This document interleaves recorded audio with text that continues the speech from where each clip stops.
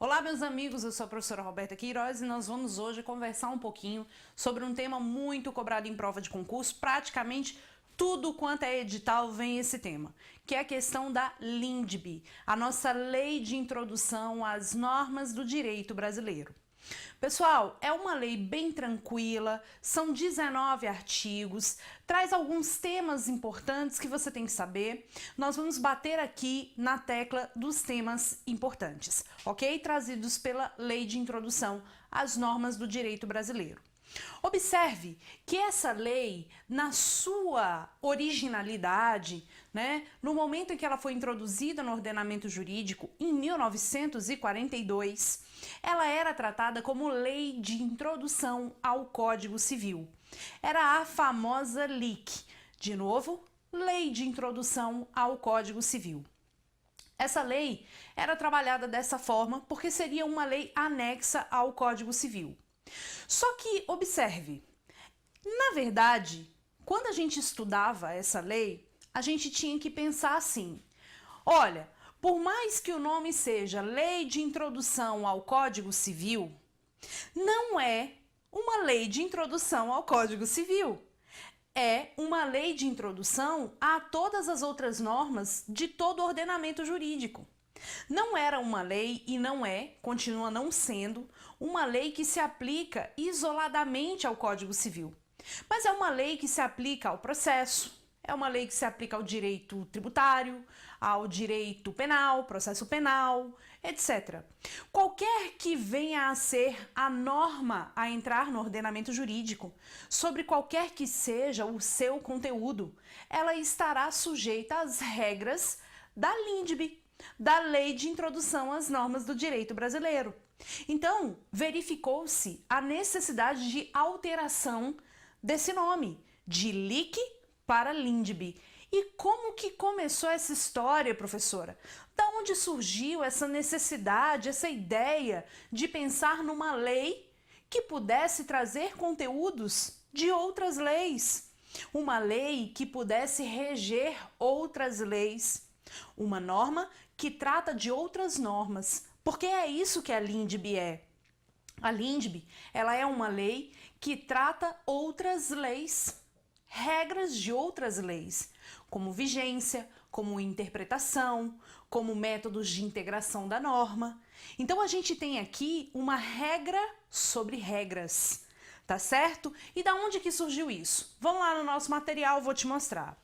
A gente tem aqui um histórico sobre LINDB, a nossa antiga Lei de Introdução ao Código Civil.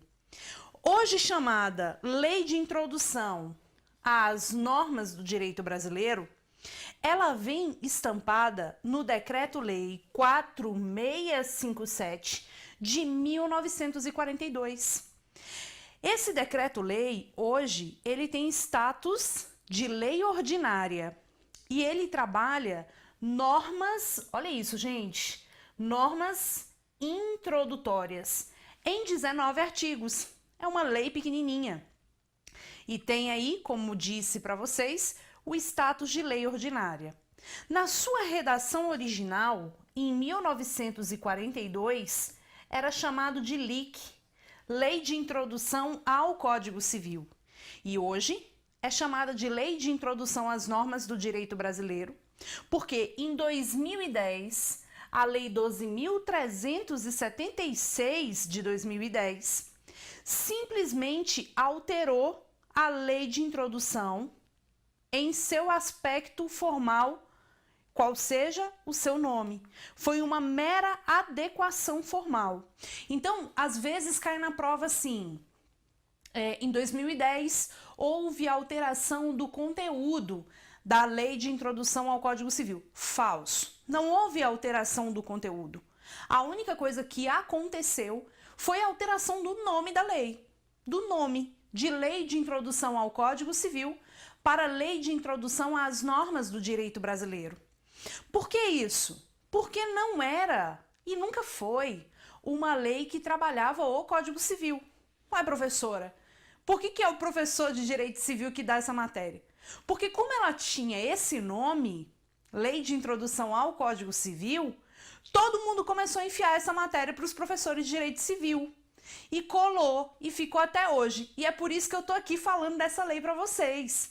Mas não é uma lei que tem a ver com o Código Civil. É uma lei que tem a ver com outras leis, com o Código Civil, mas também com o Código Penal, com o Código Civil, mas também com o Código de Processo Civil, que nós tivemos alteração recente legislativa. E é bom até a gente falar um pouquinho sobre isso.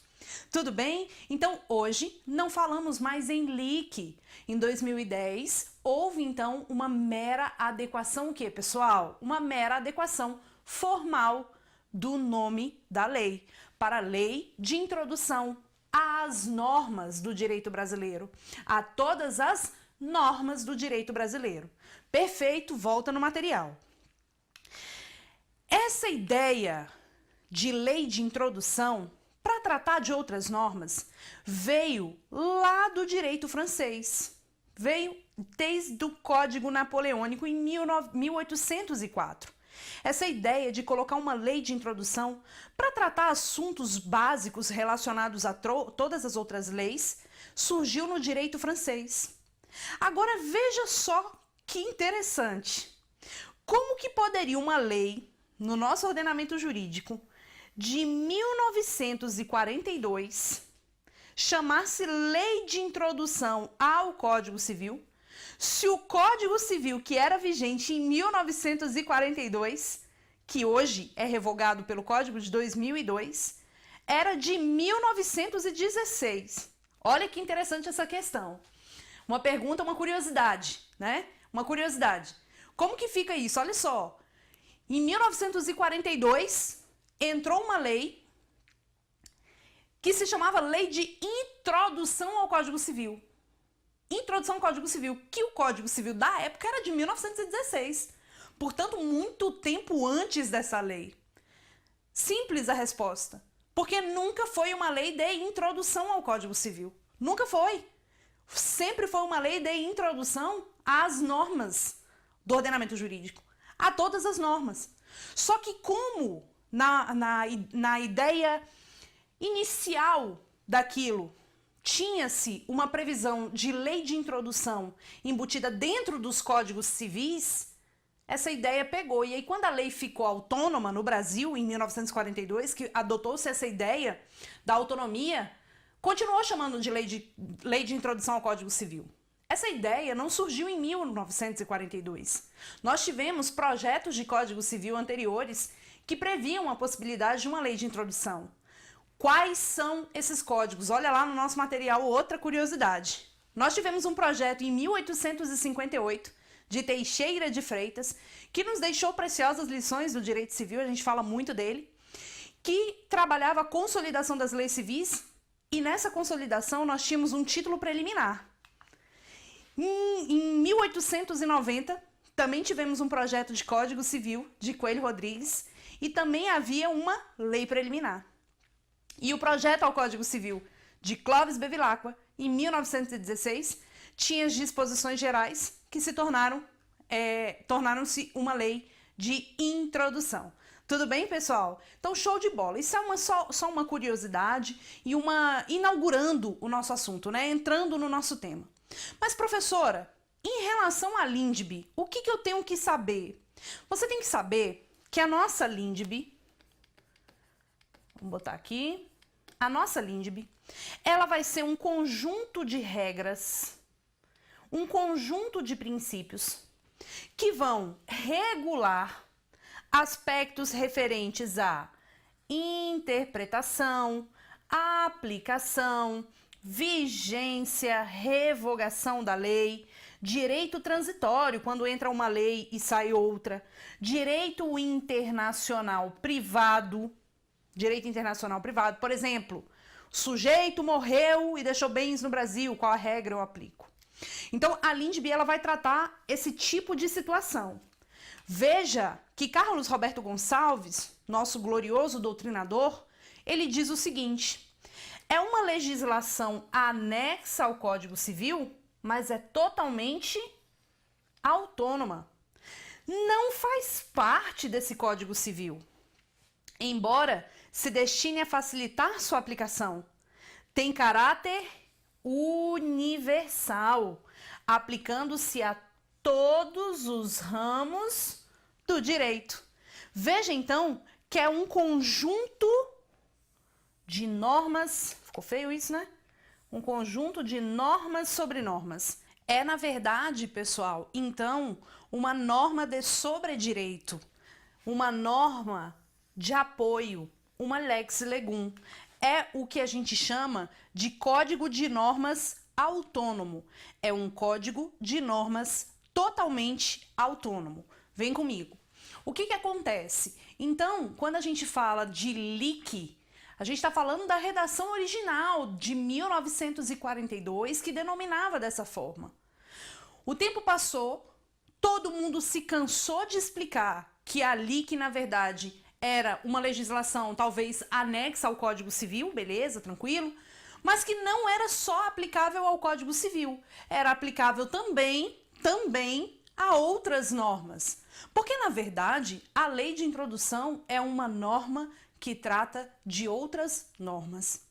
Ciente disso, que eu expliquei para você, ciente de que o que nós vamos falar agora não é aplicável somente ao direito civil, não é aplicável somente ao direito material civil, é aplicado a todo o ordenamento jurídico, evidentemente que com algumas ressalvas de alguns casos específicos trabalhados de maneira específica no direito específico, nós vamos trabalhar regras para todo mundo, não só o direito civil. Talvez eu trabalhe com exemplos maiores dentro da minha área, que é o direito civil e o processo civil. Mas evidentemente que aplica-se ao direito administrativo, ao direito penal, ao direito do trabalho, ao direito tributário, a tudo. A todas as normas. Tudo bem? Volta lá no material então. Show de bola, seguindo adiante. Você já sabe que a LINDB, ela vai ter aí a aplicabilidade, então, relacionada a todo o ordenamento jurídico. Mas quais são as funções dessa LINDB? Olha só que interessante isso. Nós temos regular a vigência e eficácia das normas jurídicas, solucionar conflitos de normas no tempo, faltou o artigo 4º aqui, mas o assunto está completo. Solucionar conflitos de norma no espaço, estabelecer critérios de hermenêutica, estabelecer regras de eficácia e vedar o chamado erro de direito, garantir estabilidade das relações jurídicas, evitando aí violência, por exemplo, à coisa julgada, ao direito adquirido, ao ato jurídico perfeito. Essas são as funções da LIDB. E veja que toda norma jurídica que entra no ordenamento jurídico, ela vai ter um âmbito de aplicação no tempo, no espaço, sobre os temas e pessoal, dentro dos quais vai ter vigência e validade. E esse tema de onde a lei é aplicada, quando a lei é aplicada, sobre o que a lei é aplicada, quem é atingido por essa aplicação, em qual tempo, em qual momento, sobre o que, quem, qual é a vigência, qual é a validade, a obrigatoriedade da norma. Tudo isso vem tratado, então, dentro da nossa Lei de Introdução às Normas do Direito Brasileiro. Observe a importância das regras de LINDB. Veja, então, que nós temos vigência das leis, vou grifar para você para ficar melhor, de maneira bem exaustiva, vigência das leis no tempo mesmo, em que eu tenho o início e o tempo de obrigatoriedade da norma. A vigência das leis no espaço, onde essa lei é aplicada, que é a chamada territorialidade.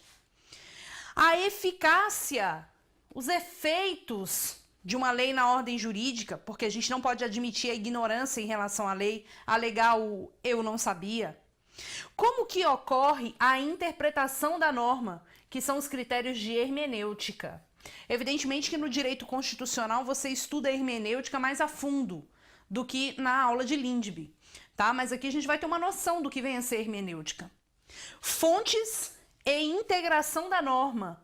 De onde surge a norma? E se não houver uma lei para trabalhar um determinado assunto, como deve proceder o juiz? Direito intertemporal, sai uma lei e entra outra no lugar. Direito internacional, onde eu tenho competência judiciária, brasileira. Prova de fatos ocorridos no estrangeiro. Eficácia de tratados e convenções assinadas pelo Brasil. Olha só que legal. Execução de sentença proferida no exterior. Será que uma sentença estrangeira tem validade no Brasil? Como que eu executo isso? Atos praticados por autoridades consulares brasileiras no exterior, etc. Esses são os assuntos da nossa LINDB. Bate o olho e observa. E lembre-se, por favor, esses assuntos são aplicados a todos os ramos de quem? Do direito. Não esqueça.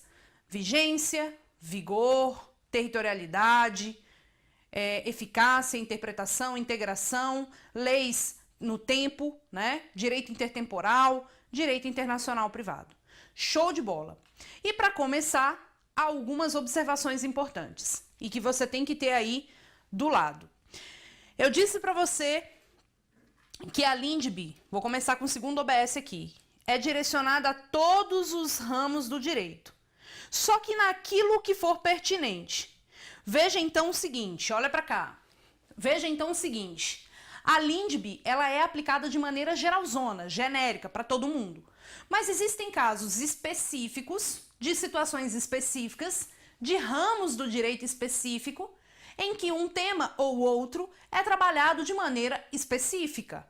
Então, a LINDB não é aplicada de maneira absoluta em todas as suas regras. Não, a LINDB ela é uma maneira genérica de tratamento, de interpretação das normas, no sentido de vigência, de hermenêutica, de integração, mas sempre que um determinado ramo trouxer uma situação peculiar, é óbvio que deve ser aplicada a essa situação peculiar. Eu trouxe até um exemplo para você, vamos lá no material. Então, olha só, a LINDB ela é direcionada a todos os ramos do direito, salvo naquilo que for regulado de forma diferente na legislação específica. Olha o exemplo. Analogia, costumes e princípios gerais de direito são casos aplicados como método de integração da norma. Em caso de lacuna, o juiz, nessa ordem, a primeira analogia, depois costumes e depois os princípios, vai aplicar esses métodos aos casos que não têm tratamento na lei. Vai se aplicar a todo o ordenamento jurídico. Só que olha que interessante isso. Exceto ao direito penal e ao direito tributário, que contém normas específicas para esse tipo de situação. Veja que no direito penal você tem a analogia in bonam partem, tá? E no Código Tributário Nacional você tem a possibilidade de analogia como critério de hermenêutica, com ressalva de que não poderá resultar na exigência de tributo que não esteja previsto em lei. Olha que interessante isso. Então, os métodos de integração, isso é só um exemplo, eles são aplicáveis de maneira geralzona, mas naquilo que couber de maneira específica, no ramo do direito específico, será aplicado de maneira específica. Outro detalhe que você tem que ter aí do seu ladinho, no seu material. Professora, que detalhe é esse? O estudo da nossa LINDB deve ser feito junto com a Lei Complementar 95 de 98. Porque essa Lei Complementar 95 de 98, ela traz aí regras de contagem de prazo, por exemplo, de vacatio legis, tudo bem? Então, eu tenho que trazer essas duas normas aí de maneira conjunta, fazer a interpretação conjunta. Então, para a gente começar o nosso estudo, vamos falar de vigência. O que vem a ser vigência? Pessoal, vem comigo. Vamos começar. Recentemente, nós passamos por um momento de transição legislativa do Código de Processo Civil velho para o Código de Processo Civil novo. Nós saímos de um Código de Processo Civil de 1973 para um Código de Processo Civil de 2015. Olha que interessante isso. O que rola nesse caso?